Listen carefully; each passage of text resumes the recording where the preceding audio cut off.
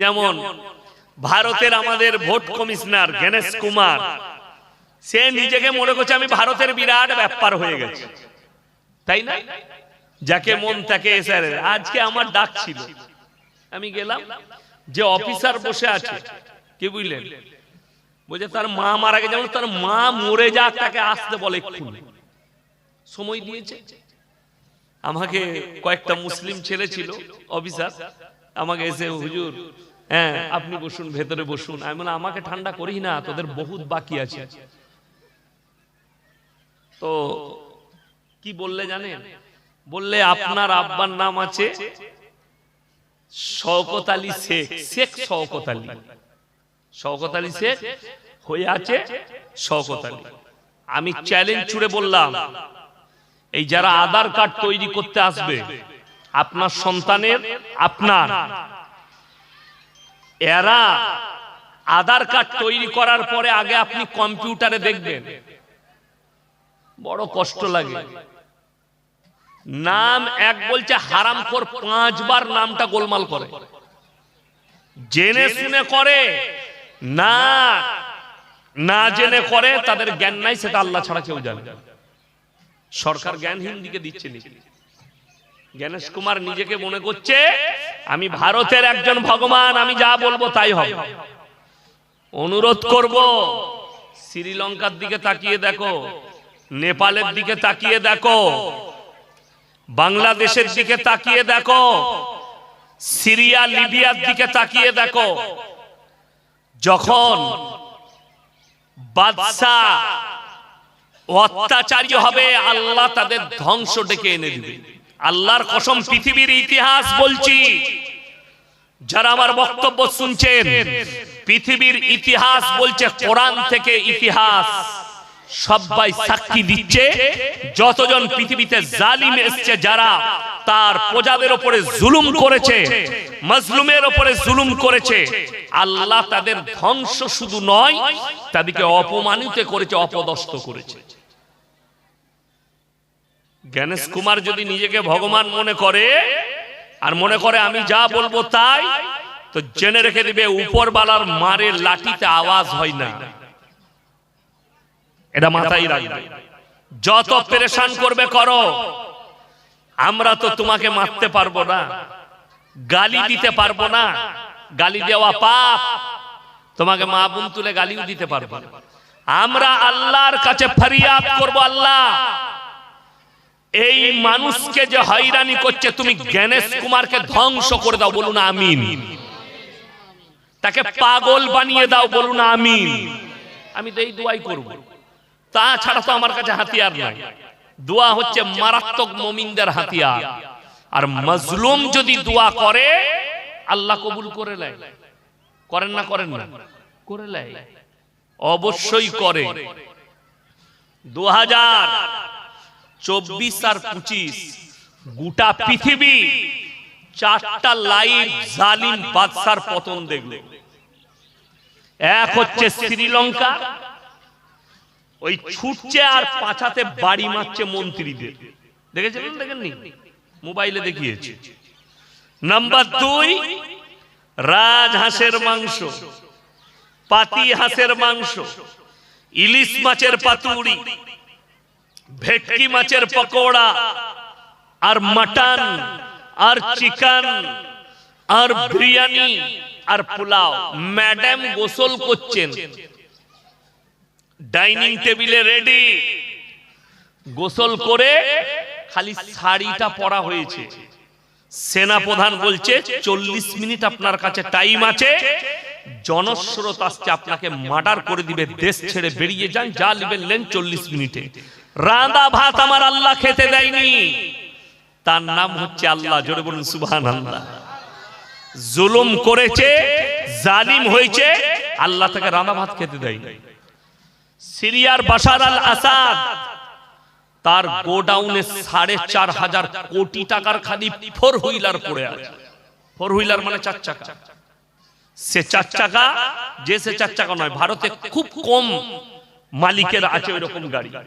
কোন গাড়িটা 500 কোটি দাম, কোন কোটি 400 কোটি, কোন গাড়ি 800 কোটি 900 কোটি গাড়ির দাম, একটা গাড়ির দাম। তার গোটা গোডাউন গাড়িতে ভর্তি, 4,500 কোটি টাকার ফোর হুইলার সব পড়ে আছে। তার বাপের দিয়া রাজ পোশাক পড়ে আছে, তারা লাপাতা হয়ে গেছে, এখনো কেউ জানে না তারা কোথায় লুকিয়েছে। দেশ ছাড়া করে দিয়েছে দেশের মানুষ এই মাজলুমরা। নাম্বার 4, নেপাল। নেপালের প্রধানমন্ত্রীকে দেশ ছেড়ে পালাতে হয়েছে, হয়েছে না হয়নি? কিছু মন্ত্রীকে দেখলাম হেলিকপ্টারে ঝুলে ঝুলে মালগুলো পালাচ্ছে। তাইলে আল্লাহর মার বুঝতে পাচ্ছেন, আওয়াজ হয় না। একজন দেখছি একটা মন্ত্রী পানিতে ছুটছে নেপালের, আর তার পাছাই ভারী মারছে, আর সে উল্টিয়ে উল্টিয়ে পড়ছে। তোমার যে লালবাতি গাড়ি ছিল, তোমার যে বডিগার্ড ছিল, সব কিছু ফেলুয়ার হয়েছে। ওই জন্য আমি অনুরোধ করব রাজ্য সরকারকে, বিশেষ করে আমাদের দেশের দলিত, আদিবাসী, মতুয়া আর মুসলিম সম্প্রদায়, এই কটা সম্প্রদায়কে জেনে শুনে হাইরানি করা হচ্ছে। গোটা পশ্চিম বাংলার লোক জানে এই ইয়াসিন 15 বছর জলসা করছে, 15 থেকে 16 বছর জলসার ময়দানে। সকলে জানে এটা মৌলবি শওকতের বেটা। হারাম করে বলছে সাক্ষী দে, তুই প্রমাণ দে তোর বেটা কি। আবার লিখেছে 6টা সন্তান কেন হলো? আমার বাপের 6টা ছেলে হলে দোষ, আর মোদিজি 6টা ভাই হলে অপরাধ নয়, যোগীজি 7টা ভাই হলে অপরাধ নয়। রবীন্দ্রনাথ ঠাকুর 15টা 14 নম্বর সন্তান রবীন্দ্রনাথ ঠাকুর। আমি খালি চিন্তা করছি, এই যুগে যদি রবীন্দ্রনাথ ঠাকুর বেঁচে থাকতেন, ওকে বাংলাদেশ পালাতে হতো, ও নাগরিকত্ব পেত না। ঠিক বললাম না ভুল বললাম? 6টা ছেলেতে আরাম করে দিতে চাইছে না, আর 14 নম্বরকে দেয়। কত বড় দুঃখের বিষয়। আমি রাজ্য সরকারকে অনুরোধ করব, এই হয়রানি বন্ধ করতে বলুন। এই হয়রানি থেকে মানুষকে বাঁচান। দলিত, আদিবাসী, গরিব হিন্দু ভাই, মতুয়া ভাই, কত গরিব মুসলমান। আমি তো আজকে দেখে অবাক হলাম, ইয়াসিনের মতো লোক, ওরা কত চাল চুলে জানেন, আর কত বড় চালাক আর ধোকাবাজ। যখনই দেখছে এই মালটা এসছে, এই তো স্টেজে ফুটুবি, লাইন দিতে হবে না, সবারই কুপন, ইয়াসিনের কুপন নাই, ভেতরে ঢুকে গেল, আমার হয়ে গেল। আর খুঁড়া একজন হিন্দু ভাই, একটা পা নেই, বেচারা সকাল থেকে বসে আছে। একজন বুড়ি মা সকাল থেকে বসে আছে, আর হারাম করে অফিসার 11টায় আসবে। তাদেরকে মারা দরকার না, মারা দরকার না? কে বুঝাবে এই সমাজকে? আমি আপনাদেরকে অনুরোধ করছি, একটা কথা মাথায় রাখবেন, দেশের প্রধানমন্ত্রী, আমাদের দেশের রাজা, তাকে রেসপেক্ট করি, সম্মান করি, আল্লাহর কসম ভয় তাকে খাই না, ভয় আল্লাহকে খাই। জোরে বলুন ইনশাআল্লাহ। দেশের মুখ্যমন্ত্রী, ভয় তাকে খাই না, সম্মান করি, রেসপেক্ট করি, এটাকে সম্মান বলা হয়। ভয় একমাত্র আল্লাহকে খাওয়া যায়, বাপ আর মাকে ভয় খাওয়া যায় না। সম্মান করতে হয়, রেসপেক্ট করতে হয়, বড়কে সম্মান করতে হয়, রেসপেক্ট করতে হয়। ভয় তো একমাত্র আল্লাহকে খেতে হবে, তাছাড়া কেউ কি খাওয়া যাবে না। আল্লাহকে ছাড়া কেউ কি ভয় খাবো না? জোরে বলুন ইনশাআল্লাহ। আর আপনাদেরকে অনুরোধ করছি, ভয়ের কিচ্ছু নেই। আপনি কি মনে করছেন দেশ থেকে তাড়িয়ে দিবে? ইনশাআল্লাহ চলে যাবো, অসুবিধা কি আছে? পাঠাও, বাংলাদেশে চলে যাবো, অসুবিধা কি আছে? নাইলে আমাদেরকে জেলের কুঠরিতে ভরবে, ভরে দাও। আল্লাহর যেটা ইচ্ছা সেটা হবে, তার বাইরে এতটুকু হবে না। ঠিক বললাম না ভুল বললাম? তবে আল্লাহর কসম খেয়ে বলছি, এটা পৃথিবীর ইতিহাস, কোরআনের ইতিহাস। পৃথিবীতে যতগুলো জালিম এসছে আর মাজলুমের উপরে এবং তাদের প্রজাদের উপরে যারা জুলুম করেছে, আল্লাহ তাদেরকে বেইজ্জতি করে মৃত্যু দিয়েছে, তাদেরকে বেইজ্জতি করেছে পৃথিবীর বুকে। হাসিনা ভারতে ঢুকে আছে কেন? বাপের হিম্মত থাকলে ঢুকতে বলো বাংলাদেশে। কত বড় বডিগার্ড আছে দেখবো। ভারতে বসে আছো কেন? নেপালের প্রধানমন্ত্রী পালালো কেন? সে তো খুব ফুটানি করছিল, আমি দেখে নেবো, তা পালালি কেন? থাক, বড় কষ্ট লাগে। ফেরাউনের থেকে জালিম বাদশা পৃথিবীতে কেউ এসছে? কথা বলে না? নাই। ফেরাউন কয়েক লাখ শিশু বাচ্চাকে হত্যা করেছে, আল্লাহকে চ্যালেঞ্জ ছুড়েছে। আল্লাহ কি নবী পাঠাবে, দূত পাঠাবে, আমি তাকে দুনিয়াতে আসতেই দেবো না, তার আগে মার্ডার করে দেব। এটা হচ্ছে ফেরাউনের নিয়ত। আল্লাহর কসম, আল্লাহ ওই জালিমের চ্যালেঞ্জকে অ্যাকসেপ্ট করে তার ঘরে মুসা নবীকে আল্লাহ লালিত পালিত করেছে। সকলে জোরে বলুন সুবহানাল্লাহ। আল্লাহ ফেরাউনের ঘরে নিজের নবীকে পালিত করলেন। এবং ফেরাউন, দেখুন সমাজের একটা দুর্বলতা আছে, আমরা যে যেরকমই মরদ হয়, যে যেরকমই পুরুষ হন, বিবির কাছে সবাই ঠান্ডা, ঠিক নয়? ফেরাউনের মতনই মরদ। কত বড় মরদ যে নিজেকে আল্লাহ দাবি করে। যখন বাস্কটা তোলা হলো, মুসা, এটা জানেন মু মানে কি? মু মানে হচ্ছে পানি, সা মানে ভাসমান কাঠের পাত্র।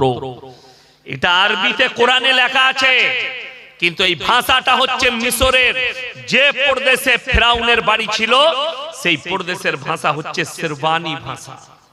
মু মানে পানি, সা মানে ভাসমান কাঠের পাত্র, তাই নাম রাখা হয়েছিল মুসা। বাস্ক খুলেছে, বাচ্চা ছেলে খেলছে। কে? মুসা নবী। ফেরাউন বললে এইটাই মনে হচ্ছে আমার দুশমন, কে ভাসিয়ে দিয়েছে। কিন্তু বিবি আসিয়া, দেখবেন অনেকজন বাড়িতে গিয়ে বউকে বলে, তাড়াতাড়ি এক কাপ চা দাও, চুপ করে বসো, কাজ করছি দেখতে পাওনি?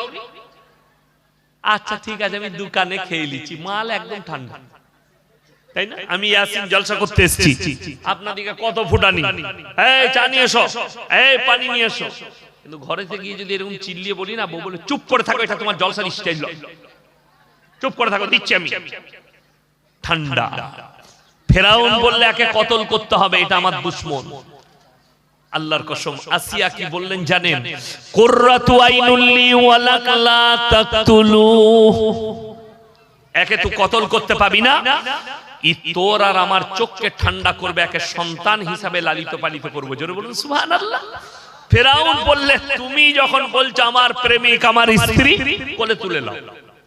রাজশাহীতে মানুষ হলো যে আল্লাহকে চ্যালেঞ্জ করেছে, আল্লাহ তাকে বরবাদ করে দিয়েছে। ফেরাউনের মৃত্যুটা সহজ না কঠিন বলুন তো? আল্লাহ তাআলা পৃথিবীতে বেইজ্জতি করে মৃত্যু দিয়েছে। নমরুদ, এগুলো কোরআনের বাদশার কথা বলছে। আল্লাহ যাদের জিকির করেছেন কোরআনে, যাদের কথা উল্লেখ করেছেন, তার নাম হচ্ছে নমরুদ। এই নমরুদ ইব্রাহিম আলাইহিস সালাতু ওয়াস সালামকে আগুনে নিক্ষেপ করেছিল। ইব্রাহিম নবী আল্লাহর কাছে মদদ চাইলেন। সকল বলুন কার কাছে? আল্লাহর কাছে মদদ চাইলেন, আল্লাহ তুমি এই জালিমের হাত থেকে আমাকে হেফাজত করো। আমার আল্লাহ আগুনকে হুকুম জারি করলেন, কোন রাজা বাদশাকে নয়। কুল্লা ইয়া নারু কুনি বারদাও ওয়া সালামান আলা ইব্রাহিম, হে আগুন তুমি ঠান্ডা হও, আমার ইব্রাহিমের একটা পশমকে তুমি জ্বালাতে পারবে না। জোরে বলুন সুবহানাল্লাহ। সেই নমরুদকে আল্লাহ বেইজ্জতির সঙ্গে মৃত্যু দান করেছে। বেইজ্জতি, এত বেইজ্জতির সঙ্গে। কিভাবে বেইজ্জতি? জুতো খেয়ে মারা গিয়েছিল, জুতো। একটা মশাকে আল্লাহ বললেন, খোঁড়া মশা, তার নাকে গিয়ে কামড়াও, মাথায় ব্রেনে গিয়ে কামড়ালো। তার প্রজাদিকে বললে পায়ের জুতোগুলো খোল আর মাথায় বাড়ি মার। সেই জুতো এই জুতো নয়, খড়ম, কাঠের খড়ম, মাথায় বাড়ি মার। বাড়ি মারতে মারতে জুতো খেয়ে আল্লাহ মৃত্যু দিয়েছে। বুঝতে পারছেন আল্লাহকে? পৃথিবীতে ইতিহাস খুলে দেখেন, আলেকজান্ডার অর্ধেক দুনিয়া দখল করেছিল। তার সামনে যে দেশে আক্রমণ করত, তার সামনে কার কোন রাজা বাদশা কেউ যুদ্ধে পেরে উঠতে পারত না। অর্ধেক দুনিয়া দখল করেছে। ইতিহাসের পাতায় নাম আছে আলেকজান্ডারের। আলেকজান্ডারের মৃত্যু হয়েছে বিষের দ্বারা। তার কাছের লোক তাকে বিষ পান করিয়ে মৃত্যু করিয়েছে। তাহলে বেইজ্জতি হলো না? হলো না? চলে গেল, তার রাজত্ব টিকলো না। তো যারা মনে করছে আমি রাজত্ব পেয়েছি, আমি নেতা হয়েছি, আমি দেশের নেতা হয়েছি, আমি আমার ইচ্ছা মতো জুলুম করব, জেনে রেখে দিবে তোমাদের মাথার উপরে একজন বসে আছেন, তিনি হচ্ছেন সৃষ্টিকর্তা। তিনি দেখছে তোমার জুলুম। আর এই মাজলুমের চোখের পানি ওই খুঁড়া লোকটা এসআইআর করতে গেছে ফর্ম ভরতে, তার বুকের কষ্টটা কাহার হয়ে তোমাদের উপরে পড়বে। একটা বুড়ি মা, 80 বছরের মা, সে হিন্দু হোক, দলিত হোক, আদিবাসী হোক, মুসলিম হোক, কষ্ট করে গেছে, চলতে পারছে না। বাবা, মা তোমার কত বয়স হলো? বাবা 88 বছর। হারাম কর অপিসাফের চোখে ঠেকে না। 88 বছরের মাটা তোমার কাছে পৌঁছেছে, লাইনে দাঁড়িয়েছে, তাকে বদদুয়া দিতে হবে না, তার মনের কষ্টটাই তোমাদের উপরে বদদুয়া হয়ে পড়ে যাবে। তোমাদের সন্তান আছে, তোমাদের পরিবার আছে, আমি সকলকে বলছি শুনে রেখে দেন, তোমাদের পরিবারের উপরে অভিশাপ হয়ে পড়বে। এই গরিব দুঃখীদের আর অসহায় মানুষের বদদুয়াগুলো তোমরা নিতে পারবে নাকি? তোমরা রেডি থাকো, আল্লাহর উপরওয়ালার হাত থেকে তোমাদের উপরে পড়বে কাহার হয়ে। কিচ্ছু বলবো না, গালি নয়, দোয়া দিচ্ছি। দোয়া, দোয়া মানে বদদুয়া। দোয়া তো বেরোবে না, বদদুয়া বেরোবে। বেচারা অফিসাররা কি করবে?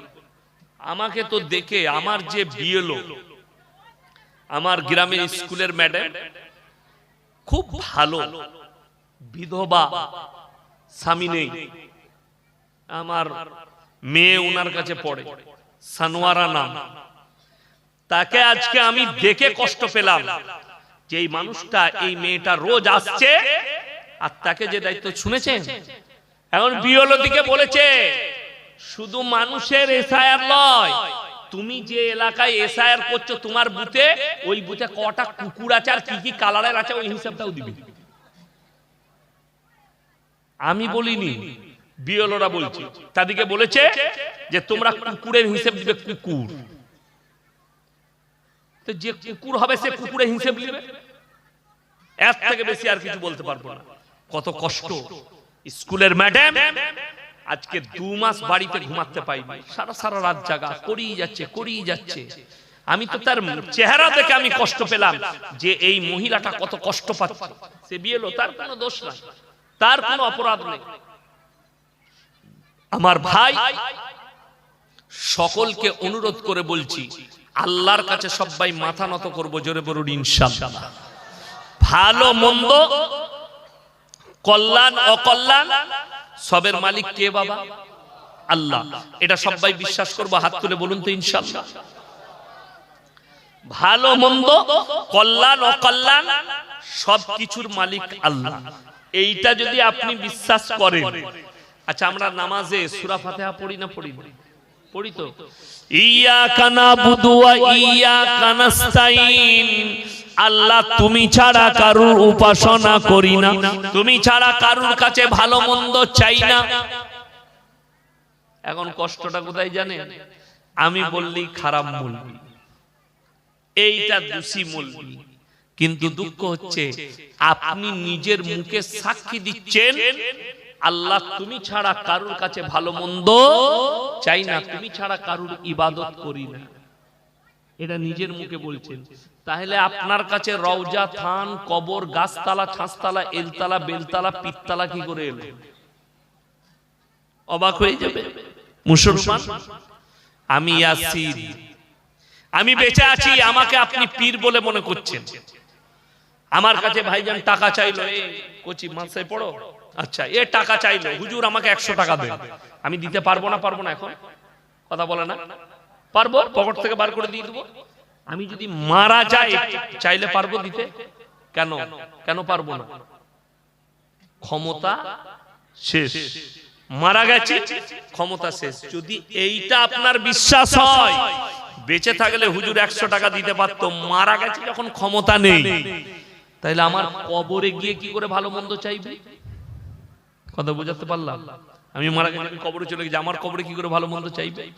আল্লাহর কাছে যতগুলো পৃথিবীতে পাপ আছে, নিকৃষ্ট পাপ হচ্ছে মারাত্মক 3টে। কটা বললাম? 3টে। তার মধ্যে একটা হচ্ছে শিরকের পাপ। শিরক কাকে বলে?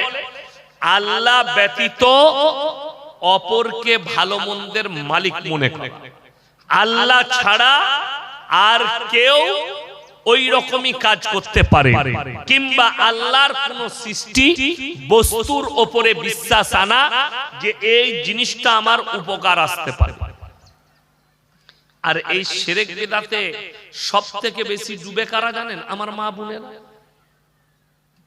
আপনারা সকলে জানেন এত জলসা হচ্ছে, জলসা হচ্ছে না হয়নি? গ্রামে গ্রামে, পাড়ায় পাড়ায়। কালকে আবার আপনাদের এখানে আমার জলসা আছে, ওই বেতুয়া থেকে ঢুকে বীরপুর মাদ্রাসায়। আমার টাইম আছে মনে হয় 9টায়, কালকেও তো, কালকে ওখানে জলসা আছে। এইরকম রোজ জলসা, প্রত্যেক দিন জলসা। এই জলসা হওয়ার পরেও আপনারা দেখেছেন হুগলির পুইনানে ইস্তেমা হয়েছে, 2 কোটি লোক দুয়ায় শামিল হয়েছে, হয়েছে না হয়নি? হয়েছে। এত তাবলীগের মেহনত, এত জলসা, এত মাদ্রাসা, এত মসজিদ, এত মাকতাব, তারপরেও আমি বুক চাপড়িয়ে বলছি আমরা নাকাম। আর বেঈমান কাফেররা কামিয়াবি লাভ করেছে, তারা তাদের মেহনতে কামিয়াব, আমরা আমাদের মেহনতে নাকাম। যদি বলেন হুজুর কেমন করে, আমি বুঝিয়ে দিচ্ছি। আশা করি আপনাদের এই থানাটা কোন থানা? ধুবুলিয়া। এই ধুবুলিয়া থানায় কোন গ্রামে বন্ধন লোন, গ্রুপ লোন নাই। আপনাদের এখানে নাই তো? আছে? এইটা বলে দিলেই তো হলো, কি বুঝলে? এটা বলে দিলি গাল খাবো কিছু মেয়ে। এবং যারা গ্রুপ লোনের হেড আছে তারা আমাকে 100% গাল দিবে, ঠিক কি না? বলে দিলি। আর 9টা করে মেয়ে গ্রুপ করেছে, একজন হেড। 9টা 10 জনের গ্রুপ, 9 জন আছে, একজন হেড। এই 9টা মেয়ে থেকে ম্যাডাম বলে ডাকাচ্ছে, বিরাট ব্যাপার। এমনি ম্যাডাম হতে পারি না, ও সুদ খাওয়ার ম্যাডাম হয়েছে। আচ্ছা, এই স্টেজে বসে ক্যামেরা চলছে, আপনার যদি কোনো বাপের বেটা মৌলবি আর মুফতি বন্ধন লোন, গ্রুপ লোনকে যদি হালাল বলে দেয়, আল্লাহর কসম আমি কাল থেকে আর সমাজের বুকে কথা রাখবো না, আর মুখ দেখাবো না। চ্যালেঞ্জ দিলাম, কালকে আর বীরপুরে আসবো না, থেকে ক্ষমা চেয়ে নেবো যে আমি জলসা করা বন্ধ করে দিচ্ছি, আমি বহুত বড় পাপ করেছি, আমি হারাম বলে। কেউ আছে? নিয়ে আসছেন সেই মৌলবিকে স্টেজে। 2 ঘন্টা আছি, যদি ফোন করে ডাকতে পারেন ডেকেলেন। কোন বাপের বেটা মৌলবি থাকলে সে খালি এসে বলে দিবে বন্ধন লোন আর গ্রুপ লোন হারাম, সুদ লেনে वाला দেনে वाला উভয়ে পাপী, উভয়ে সমান পাপী। অনেকজন বলবে হুজুর আমরা গরিব মানুষ, খেতে পাই না, তুমি কি টাকা দিবে? ইমানদারির সঙ্গে বলুন, আমাদের সমাজে সবথেকে কম বেতন কার? কথা বলে না? ইমামদের। ইমামের বেতন 10,000, আমি 10,000 ধরলাম। এখন একটা ছেলে ধুবুলিয়া থেকে বেতুয়া যায়, টোটো চালায়, টোটো প্রত্যেক দিন 1000 টাকা ইনকাম, মাসে কত হলো? 30,000। 5,000 টাকা তার কারেন্ট খরচা বাদ দিয়ে দেন, রইল 25,000। ইমামের থেকে বেশি না কম? ডবল। ইমামের 10, তার 25। তারপরেও তার বউকে রাস্তায় বার করে দিয়েছে, যা গ্রুপ লোন লিগা। ঠিক বললাম না ভুল বললাম? তারপরেও বউকে বার করে দিয়েছে বন্ধন লোন লিগা। রাগ করেন না, আমি জেলার নাম করব না, জায়গার নাম বলবো না। মোবাইল আর ফেসবুক আর ইউটিউব আর টুইটারে ছুটে বেড়াচ্ছে। কি ছুটছে? একজন বন্ধন লোন নিয়েছে, টাকা দিতে পারেনি, যখনই লোক আসে লুকিয়ে যায়। তার বউকে বলে ভাই কই গো, ভাই নে, আপনি চা খান? তাকে চা ডিম সিদ্ধ খাওয়াই রোজ, সপ্তাহে সপ্তাহে। 6 মাস পরে তার বউটাই নিয়ে পালিয়েছে। টাকা দিবি না, বউটাই গাই।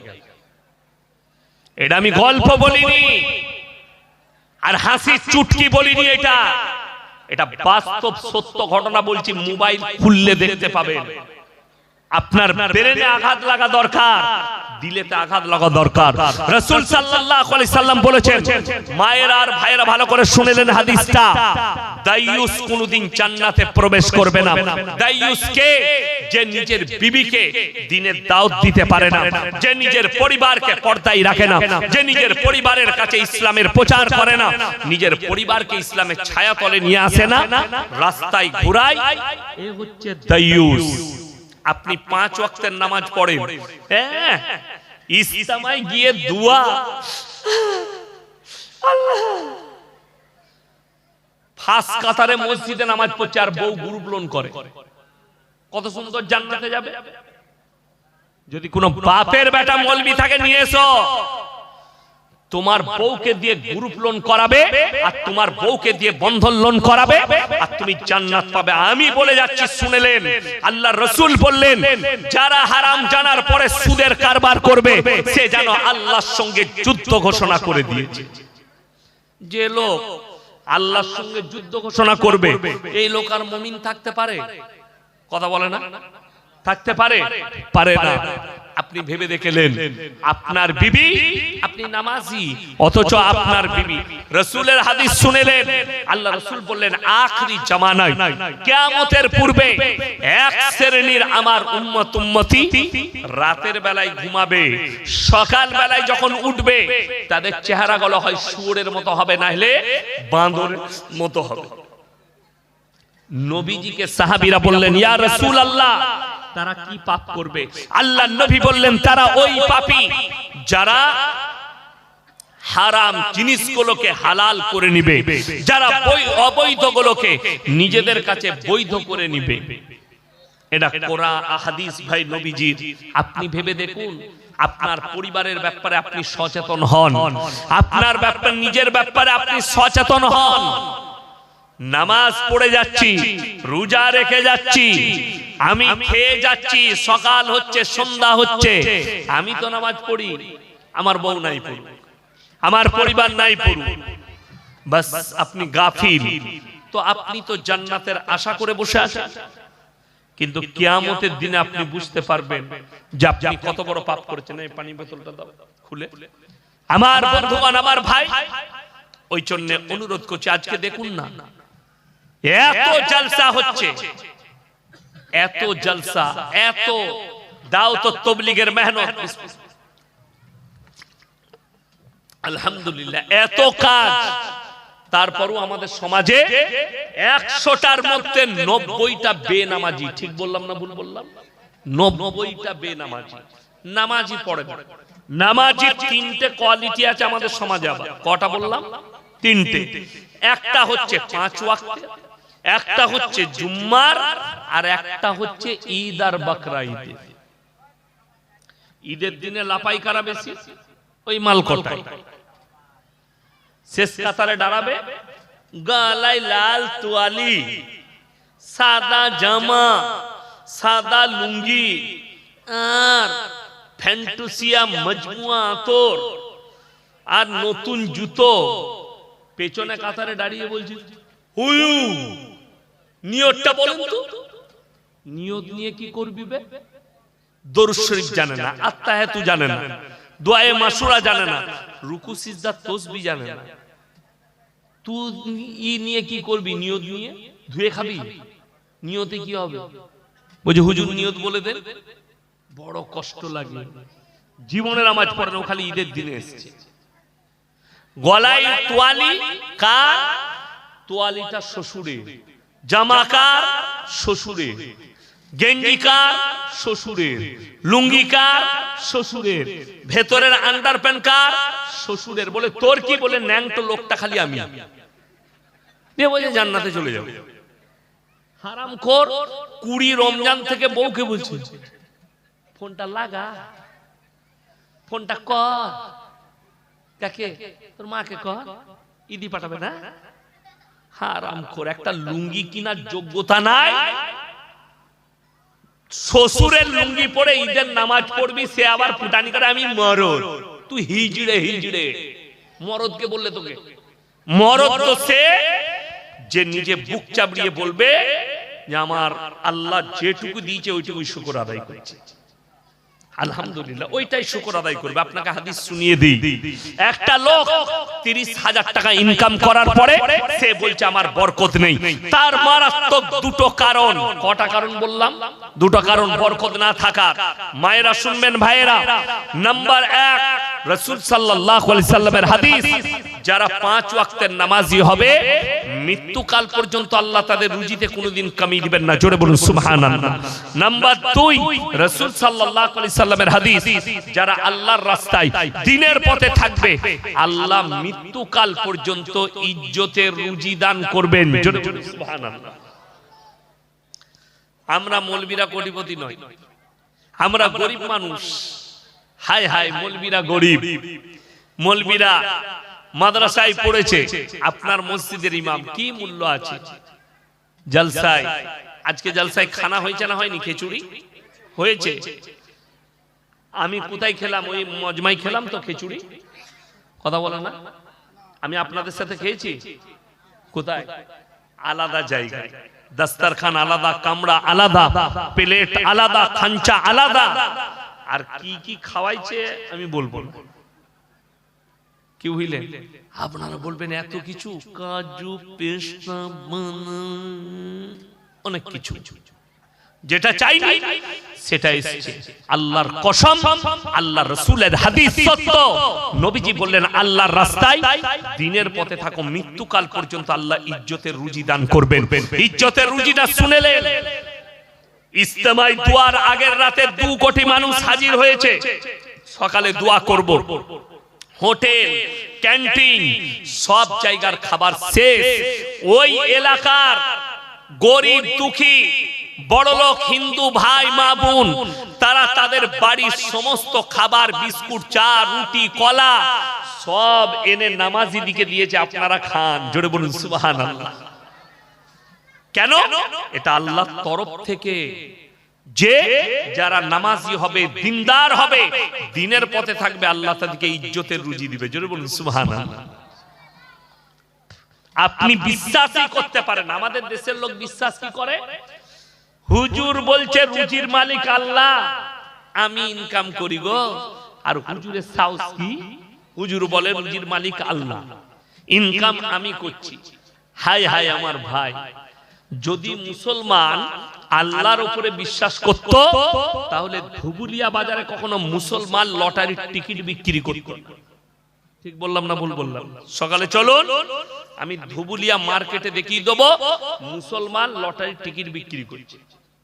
আমার গলসি বাজারে টেবিলে লটারি বেচছে, 2টো ফটো লাগাইছে, একটা আজমিরের, একটা পাথর চাবড়ি, ফুল লাগানো আছে। বলে এগুলো কি? খাজা বাবা বরকত দিবে। আমরা তো ঝাঁটা জুতো খাবি, শালা লটারিতে খাজা বাবার বরকত। খাজা বাবা মনে মনে ভাববে কোন হারামখোর পয়দা হয়েছে এই দুনিয়া, যে আমার নামে বরকত লটারিতে। লটারির টিকিট হারাম। অনেকজন বলবে আরে মৌলবীরা বলছে হারাম কেন? একজন যায় দোকানে, ভাই এই 2-এর ঘরটা আমার লাকি নম্বর, এটা লিলি আমার টাকা পড়ে, এটা আমাকে দে। সঙ্গে সঙ্গে ঈমান ধ্বংস হয়ে যাবে। কেন? তোমার বিশ্বাস আর আকীদা এলো যে এই 4-এর ঘরটাই তোমার ভাগ্য ফিরে, অথচ ভাগ্যের মালিক সকলে বলুন কে? আল্লাহ। তুমি ওই কাগজটাকে ভাগ্যের মালিক মনে করেছো, ওই নম্বরটাকে ভাগের মালিক মনে করেছো ভাগ্যের, তোমার ঈমান ধ্বংস হয়ে যাবে। যারা গণককারকে হাত দেখায়, যারা জ্যোতিষীকে হাত দেখায়, তাদের ঈমান ধ্বংস হয়ে যাবে, তাদের ঈমান চলে যাবে। যদি বলেন কেমন করে? অনেকজন তো ঠিক বলে। আমি মাঝে মাঝে গাড়িতে গেলে মোবাইলে অনেক কিছু দেখতে পাই, দেশ বিদেশের খবর লিখি। মালদা থেকে একদিন আসছি, আমার চোখে পড়লো একটা ঘটনা।